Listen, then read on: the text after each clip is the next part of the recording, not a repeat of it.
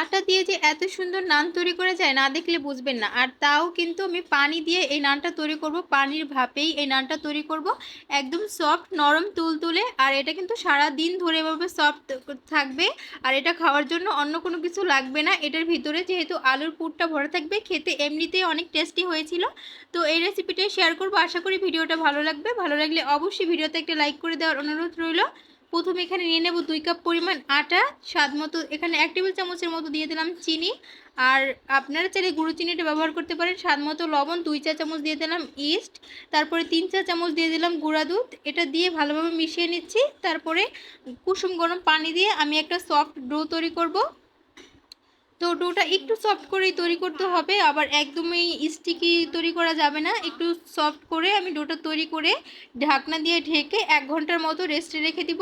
আর এটাকে কিন্তু অবশ্যই রেস্টে রাখতে হবে, তাহলে ইস্টটা অ্যাক্টিভ হয়ে যাবে। তো এইদিকে আমি পুরটা রেখে রেডি করব। এখানে একটা আলু নিয়েছি আমি, সিদ্ধ আলু, সেটাকে ভালোভাবে কাঁটা চামচের সাহায্যে ম্যাশ করে নিচ্ছি। তারপর এখানে দিয়ে দেবো ধনিয়া পাতা এবং কাঁচামরিচ কুচি।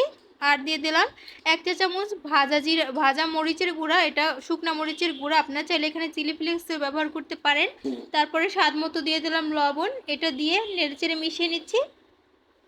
তো এদিকে কিন্তু ডোটা ফুলে একদম ডাবল হয়ে গেছে। আমি প্রায় 45 মিনিটের মতো রেখেছি, 1 ঘন্টা পুরোপুরি রাখিনি। তারপরে দেখুন এবার এই পর্যায়ে কিন্তু আরও কিছুক্ষণ আমি ডোটাকে একটু মথে নিব, এতে করে একদম সফট হয়ে যাবে আর অনেকটা মসৃণ হয়ে যাবে। তো আমি বোর্ডে নিয়ে কিছুক্ষণ মথার পরে আমি ছোট ছোট আকারে লেচি কেটে নিলাম। আর একটা লেচি নিয়ে হাত দিয়ে এভাবে ঘুরিয়ে ঘুরিয়ে গোল করে নিচ্ছি। আর গোল করে তারপরে আমি হাত দিয়ে আবার চেপে চেপে একটু চ্যাপটা করে পাতলা করে নিচ্ছি। তো এই পর্যায়ে আমি যে পুরটা রেডি করে রেখেছিলাম আলুর, সেই পুরটা মাছ বরাবর আমি দিয়ে দিচ্ছি।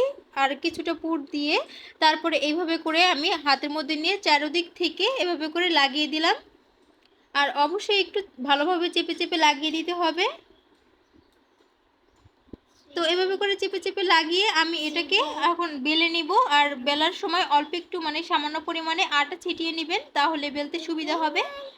তো আমি একটু আটা ছিটিয়ে এটাকে একটু বেলে নিচ্ছি। আর আমার চ্যানেলটি এখনও যারা সাবস্ক্রাইব করেন নাই, প্লিজ আমার চ্যানেলটিকে সাবস্ক্রাইব করে দিবেন।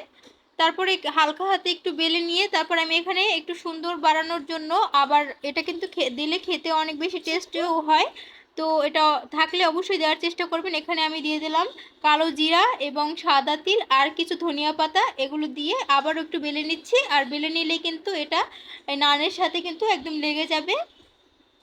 তো এটার জন্য কিন্তু দেখতেও সুন্দর লাগে আর খেতেও কিন্তু অনেক বেশি মজার হয়। তো আপনাদের হাতের কাছে যদি থাকে অবশ্যই কিন্তু এগুলো দেওয়ার চেষ্টা করবেন। তারপরে এভাবে করে একটু বেলে নিয়ে, নান যেহেতু একটু মোটা করেই হয়, তাই আমরা একটু মোটা করে এই রুটিটাকে বেলে নিব। একটু লম্বাটে আকার করে বেলছি, আপনারা চাইলে গোলও বেলতে পারেন। তো এটা বেলা হয়ে গেছে, এই পর্যায়ে আমরা এটাকে ভাজতে চলে যাব। আর চুলায় একটা প্যান বসিয়ে আমি 1/3 কাপ দিয়ে দিলাম পানি। পানিটা যখন একটু ফুটে উঠবে তারপরে আমি নানটাকে দিয়ে দেব। আর এভাবে ঢাকনা দিয়ে রেখে দেব মিডিয়াম আঁচে, যতক্ষণ না পানিটা শুকিয়ে যায়। পানিটাও শুকিয়ে যাবে, নানটা সিদ্ধ হয়ে যাবে এবং ফুলে উঠবে। তো এই পর্যায়ে আমি কিন্তু ঢাকনাটা সরিয়ে নিয়েছি আর এবারে উল্টে দিচ্ছি।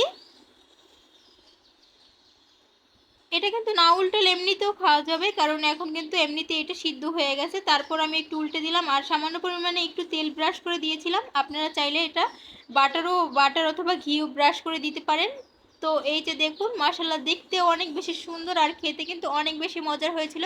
আশা করি ভিডিওটা ভালো লাগছে। অবশ্যই ভিডিওটা ভালো লাগলে ভিডিওতে একটা লাইক করে চ্যানেলটি সাবস্ক্রাইব করে রাখার অনুরোধ রইল। তো আজকে এই পর্যন্তই, সবাই ভালো থাকবেন। আল্লাহ হাফেজ।